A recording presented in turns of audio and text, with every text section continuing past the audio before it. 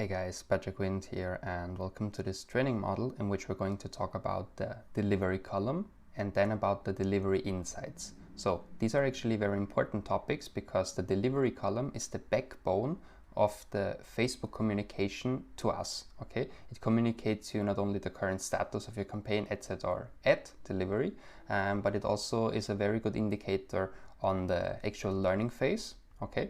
And it's also the way where we can enter the delivery insights. So including the delivery column in your dashboard is completely important. So if you don't have the delivery column in your dashboard, go into your ad account and include it right now, okay?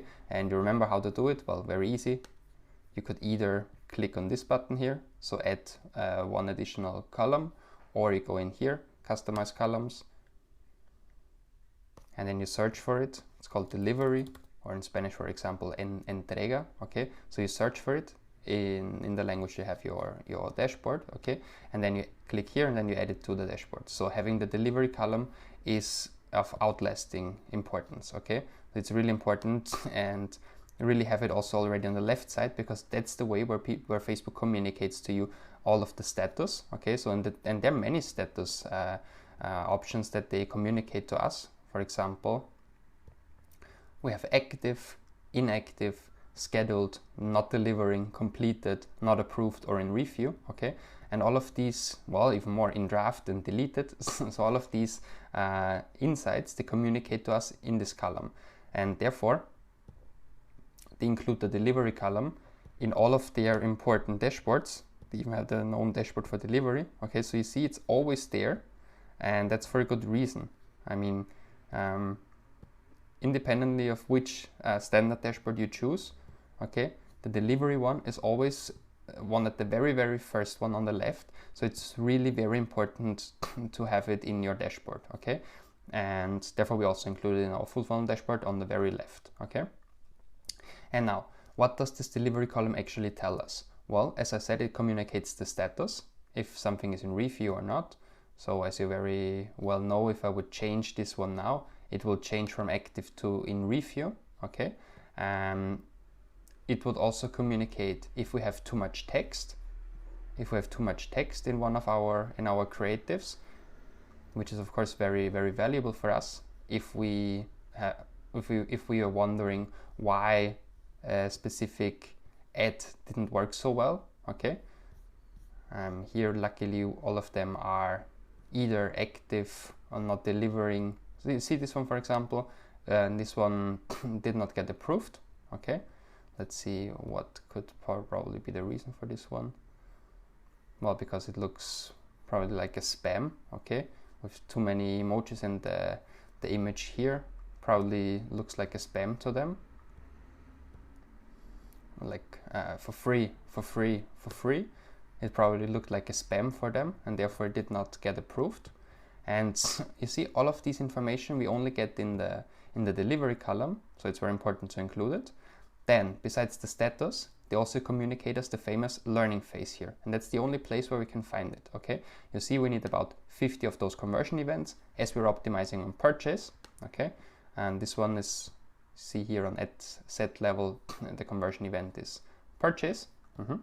And because we optimize on purchase, it's also delivered, it's also shown here in the results, purchase or add to cart or view content or leads or whatever you see.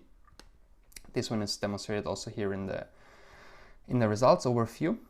And then depending on which optimization event we choose, also the learning phase optimizes either on purchase or in this one it optimized on add to cart. Here it also optimized on add to cart. Here it optimized on view content. And you see the learning phase, it even communicates if it's either active, or if it's active but it's within the learning phase, or if it's active and it has already the initial learning completed. It gives you information about the last significant edit, so the 20th of July. Therefore we also included the column of last significant edit in our dashboard. So we see this one has been created on the 20th and the last significant edit was on the 20th. So that's good. And it's also very interesting to actually see here that we edited on the 23rd of July, but it was not considered a significant edit. Okay, and here important, the last significant edit is the most recent date you made a significant edit to your ad set, which may restart the learning phase. Okay, a significant edit is when you pause your ad set or make a change to optimization event, audience, or creative. Changes to bid strategy or budget may also be significant, depending on the magnitude of the change. You know, that's all the magic about do not changing it more than 10 or 15% the budget, because this will be considered either a significant edit, which is not good, or just a normal edit, which doesn't matter. Okay, and all of this is communicated to us in the delivery column in this one here. And then the last reason why I'm such a fan of the delivery column is because it also gives us the possibility to enter the delivery insights. Okay, to understand the delivery insights, you see they do not show up everywhere. Okay, so I have to hover over this little icon here. Okay, and you see they do not show up everywhere. They only show up, you see, now it's very good. The delivery insights, they become available when an ad set has at least 500 impressions in the last 7 days, not including today. Okay, so that is very important. Let's analyze, for example, this specific one. Okay, see delivery insights. And now we're entering a complete new window with the delivery insights, which is, okay, one has to be honest, they're that's a pretty well hidden secret. Like, it's not very intuitive how to find it, but once you're in here, you get very interesting insights.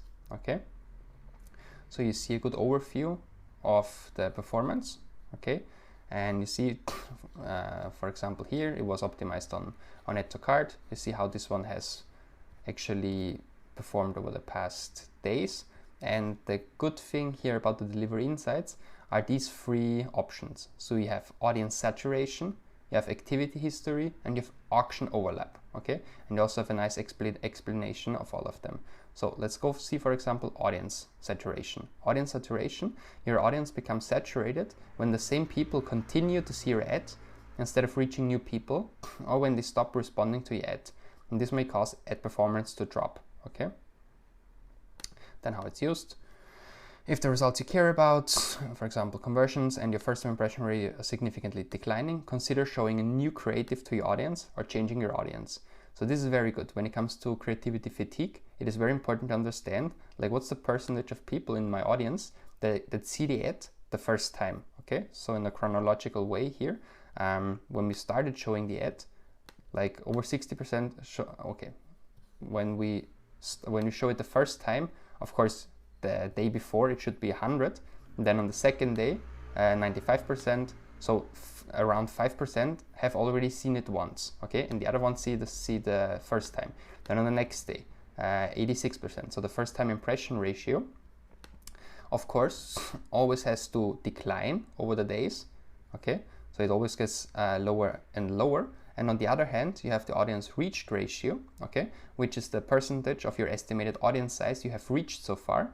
And your potential audience is estimated based on the placement and targeting criteria you selected, and estimated audience size is designed to estimate how many people in a given area could see ad business might run. Okay, and what is very important here is that this should, of course, increase. Okay, so this number here should decrease from 95 to 86 to 70 to 48, and this one has to increase, of course.